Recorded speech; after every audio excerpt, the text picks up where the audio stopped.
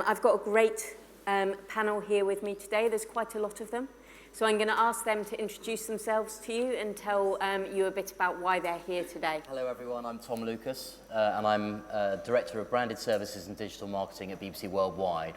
Hi, I'm Mark Evans, Marketing Director for Direct Line Group. Rupert Day, CEO of 10th Avenue. I'm definitely the agency because I'm sitting between two clients at the moment. Hello to everyone.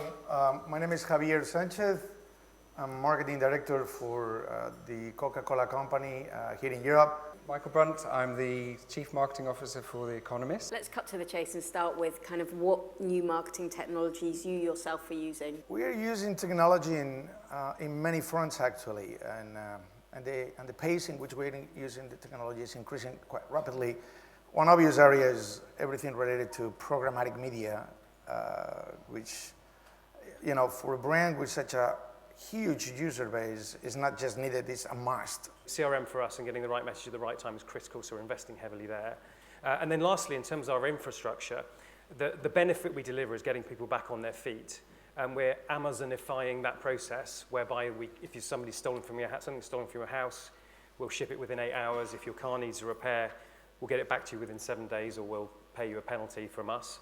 So the BBC, our mission is to build the BBC's global reputation and deliver strong, sustainable financial returns while we're doing that. And our big focus in delivering that is outstanding content and brands, often delivered through digital. And actually the way that we use technology is primarily about understanding the communities of interest around our content, because almost everything we do is about understanding who might be the audience for premium content, what do they make of it, what might they want more of.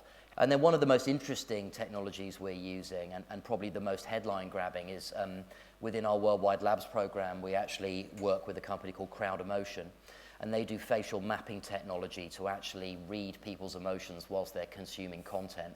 Because the great trouble that we have in understanding consumer responses to television, for example, is that what people say and what they really do are very, very different in this space. So of course I like documentaries, but actually I'm watching Real Housewives of Miami.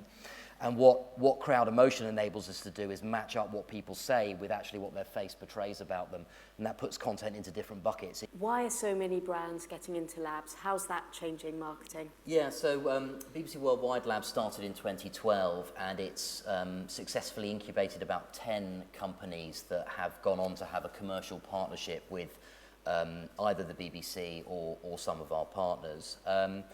And we don't invest in those companies, we simply give them access to expertise. So we co-locate them, they come into our offices, they have to apply in a selection round, and they have to prove that they're doing something philosophically interesting, but also something that potentially could solve a BBC problem. So an awful lot of those companies are doing things like creating technologies that will take you from a content experience to a commercial experience. So one of them is called Foodity.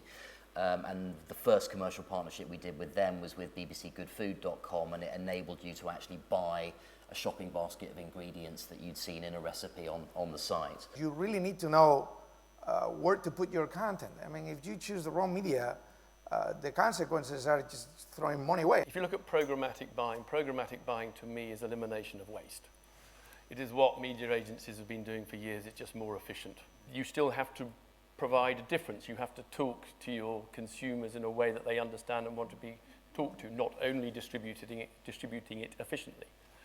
And I think marketing of service can actually be deployed at both levels. I think, and the key thing to me is the technology piece.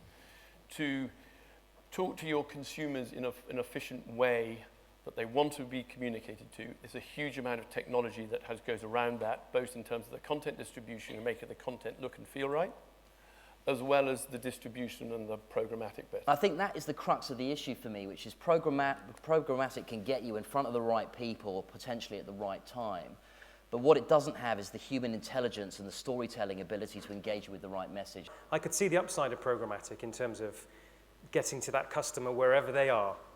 Almost, you know, heat-seeking missile, fabulous.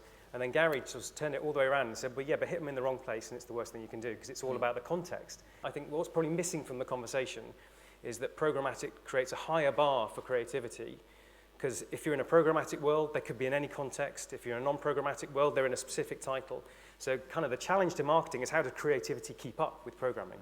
In the very near future, we are going to be able to see who is a good marketeer and who is a bad marketeer, and it's going to be almost self-evident. I mean, the data will tell immediately.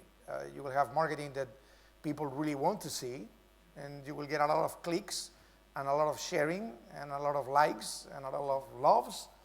And you, on the other side, have marketing that is so bad, so crappy, that we all have to pay to get it through the media, trying to lower the cost through programmatic. Would everyone put their hands together for the panel? Thanks so much.